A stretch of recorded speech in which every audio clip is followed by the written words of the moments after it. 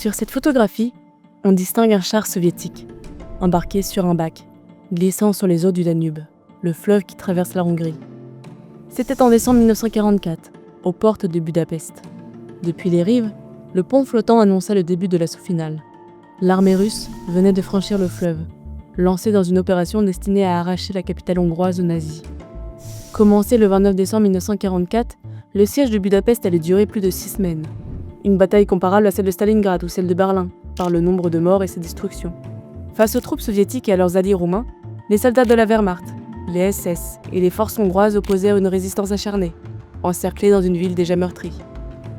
Pendant ce temps, dans les rues et les caves de Budapest, un autre drame se jouait, celui de la communauté juive de la ville, pourchassée depuis mars 1944 par les milices fascistes, des croix fléchées, des alliés des nazis. Cette semaine focus sur le siège de Budapest en Hongrie.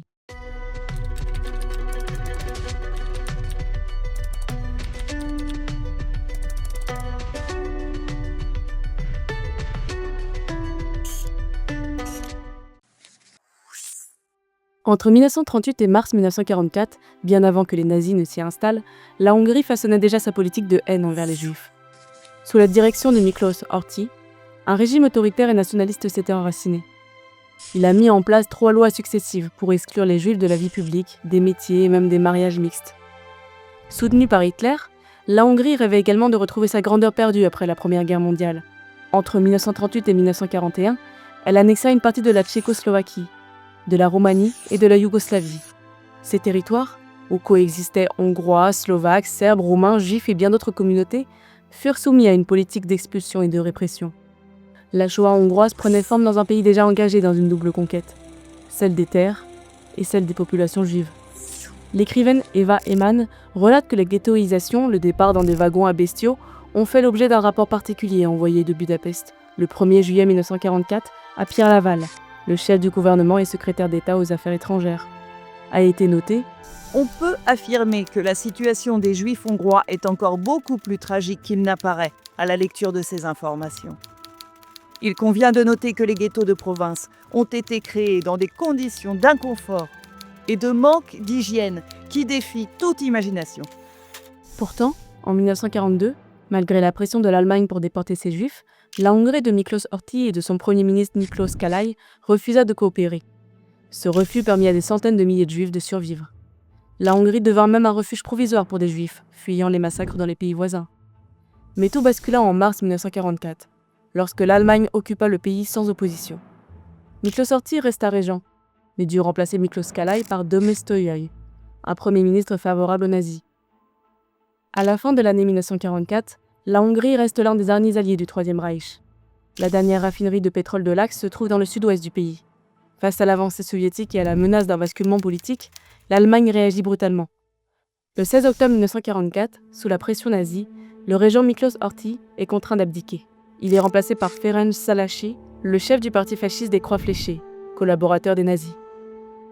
À l'automne 1944, Budapest est le dernier verrou avant l'Autriche et le dernier réservoir d'hydrocarbures de l'Axe encore intact. Pour Staline, l'enjeu est clair. À l'approche de la conférence de Yalta, il veut apparaître en maître face à Winston Churchill au Royaume-Uni et Franklin Roosevelt aux États-Unis. Il donne donc l'ordre au général Rodion Malinowski de s'emparer de la capitale hongroise. Le 29 décembre 1944, Rodion Malinowski tente la diplomatie. 2 émissaires sont envoyés pour négocier la reddition de la ville. Ils n'en reviendront jamais. Exécution délibérée ou message perdu, l'histoire hésite encore. Pour les soviétiques, c'est un affront. Faute de capitulation, le siège commence. Pour Hitler, Budapest est crucial. Depuis la perte des champs pétrolifères de Ploiești, en Roumanie, la Hongrie est devenue la dernière source de carburant pour ses chars, ses avions, sa guerre. Abandonner Budapest, ce serait plier sous l'avancée soviétique et laisser l'Autriche sans défense. Mais revenons un mois en arrière. Le 29 octobre 1944, l'armée rouge et les forces roumaines lancent une offensive contre Budapest. Près d'1 million de soldats soviétiques se scindent en 2 groupes, encerclent la ville et trompent les services de renseignement allemands.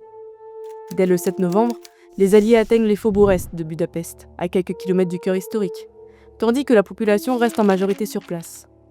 Le 26 décembre, la route vers Vienne est coupée.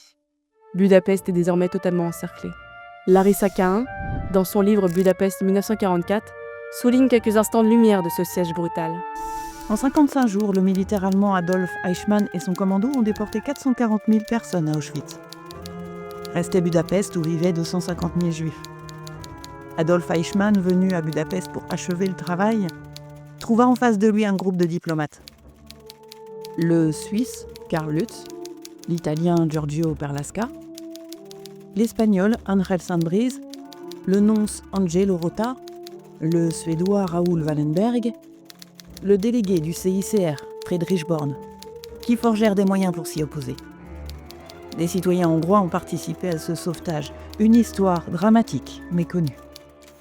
À l'hiver 1944, les Juifs qui ont échappé aux déportations du printemps et de l'été sont parqués dans 2 ghettos. L'un, hongrois, abrite environ 32 000 personnes.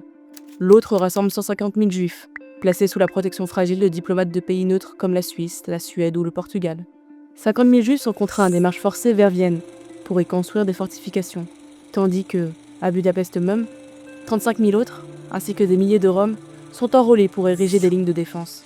Beaucoup sont tués en chemin ou exécutés par les milices fascistes hongroises des Croix fléchées, qui multiplient les rafles, notamment sur les berges du Danube. Dans les rues de Budapest, la guerre s'enfonce jusque sous terre. Les habitants se réfugient dans les caves. La nuit, les agents des Croix fléchées profitent du chaos pour semer la terreur. Ils pillent, raflent, exécutent juifs, opposants, intellectuels. L'écrivain Sándor Márai décrit ce quotidien d'horreur. Dans son roman « Libération », il imagine le personnage d'une femme juive, rescapée des camps où a péri toute sa famille. Elle a fait l'expérience des êtres humains dans leur vérité, lorsque plus rien ne les retient. Ni loi, ni religion, ni règles. Elle a connu d'autres dangers, et plus rien de ce que les hommes peuvent encore inventer n'a d'importance pour elle. L'assaut soviéto-roumain sur Budapest commence par l'Est, à travers les larges avenues de Pest. Les troupes allemandes et hongroises doivent resserrer leur ligne de défense sur les collines escarpées de Buda. Le commandement allemand opère un dernier retournement. Les renforts réclamés par le général Guderian arrivent. 3 opérations successives, baptisées Konrad, sont lancées en janvier 1945 pour tenter de briser l'encerclement de Budapest et récupérer les puits de pétrole. La première offensive, Konrad I, débute le 1er janvier. La division SS Totenkopf avance depuis Tata vers le nord de la capitale, appuyée par d'autres unités Waffen-SS, attaquant depuis l'ouest. Mais l'arrivée de 4 divisions soviétiques bloque l'assaut à seulement 20 km de Budapest et force les Allemands à reculer. Quelques jours plus tard, le 7 janvier, l'opération Konrad II tente une percée en direction de l'aéroport de Budapest. Là encore, les combats se soldent par un échec, l'offensive s'enlisant aux portes même de l'aérodrome.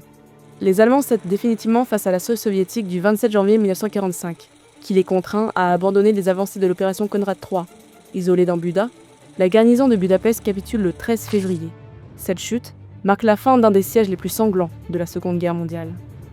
Les 3 jours suivant le 13 février 1945, les Soviétiques décrètent un moratoire, un délai, qui permet à la population affamée de piller magasins et entrepôts.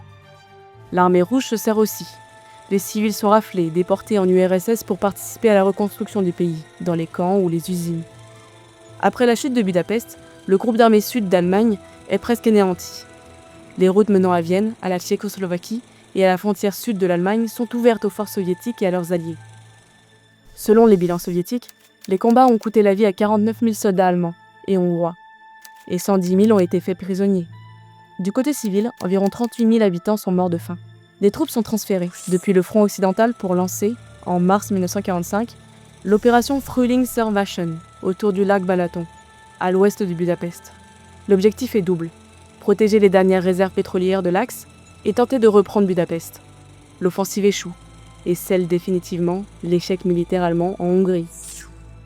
Le siège de Budapest, du 29 décembre 1944 au 13 février 1945, reste l'un des épisodes les plus sanglants de la Seconde Guerre mondiale.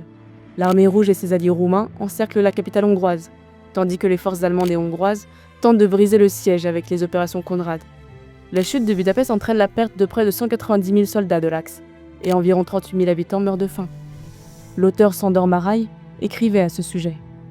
Une chose est sûre, tous ceux qui survivront auront comme tâche d'éduquer ce pays, pour en faire une démocratie, qu'ils le veuillent ou non.